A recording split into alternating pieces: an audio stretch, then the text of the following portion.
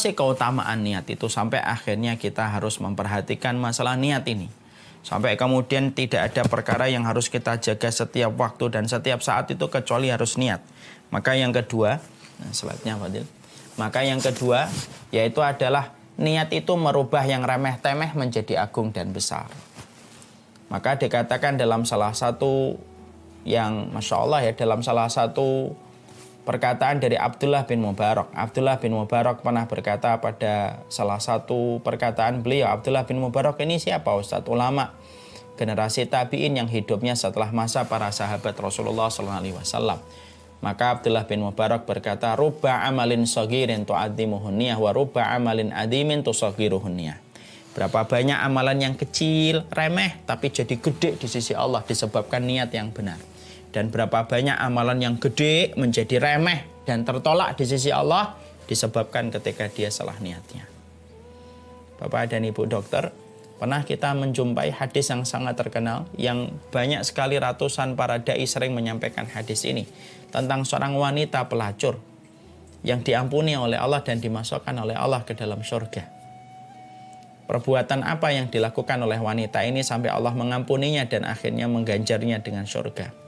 Wanita ini pernah melewati sebuah tempat lalu melihat seekor anjing dalam kondisi kehausan. Maka dia ketika melihat anjing itu tidak ada yang melihatnya kecuali dia dengan Allah. Maka dia akhirnya mencari sebuah tempat air, dia menjumpai ada sumur tua. Lalu dia turun ke sumur tua itu sembari dia menggigit sepatu yang dia miliki. Lalu dia krekel-krekel dan bersusah payah untuk masuk kepada sumur tua itu. Lalu mengambil air sampai kemudian begitu kesulitan untuk naik kembali ke permukaan. Sampai ketika sampai di permukaan dia memberikan air itu kepada seekor anjing yang kehausan. Sampai akhirnya Allah mengganjarnya dengan sebuah surga. Kalau kita pikir, amalan memberikan minum kepada seekor anjing itu banyak di antara kita yang mengerjakan lebih. Bukankah banyak di antara kita yang sering memberikan minum, memberikan makan kepada orang?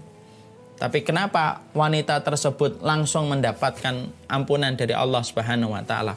Amalan yang menjadikan wanita itu diberikan oleh Allah dengan surga itu bukan karena memberikan minum kepada anjing, tapi adalah hatinya ketika dia turun kepada sumur tua itu, membawa kemudian sepatunya, menggigit sepatunya dengan giginya, lalu kemudian bersusah payah naik ke permukaan dan memberikan air itu kepada anjing. Tidak ada dorongan dia melakukan itu, tidak ada motivasi dia melakukan itu ketika memberikan minum kepada seekor anjing yang kehausan, kecuali niatnya karena Allah.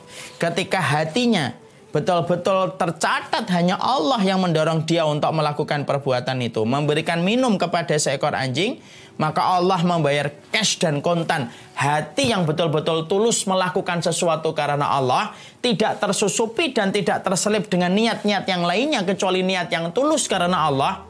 Itulah yang menjadikan Allah meridhai perempuan itu dan mengampuni dosanya dan memasukkan dia ke surga.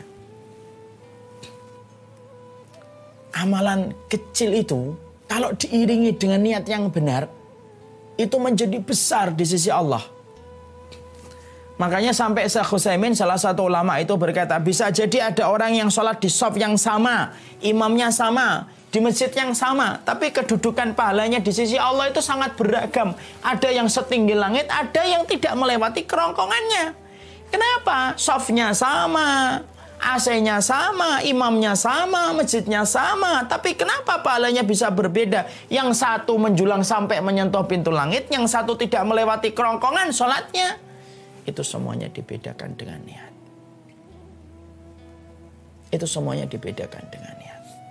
Makanya Rasulullah SAW sampai kemudian juga mengatakan dalam satu riwayat yang lainnya, ada seseorang laki-laki yang ketika dia ngelewatin satu jalan, lalu dia dapati ada ranting, dia patahkan rantingnya supaya tidak melukai orang yang melewati jalan tersebut.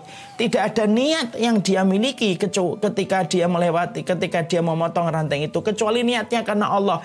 Dia tidak ingin ada orang yang kemudian terluka dan terkena ranting itu ketika melewati jalan tersebut, dan melakukan itu semata-mata karena Allah.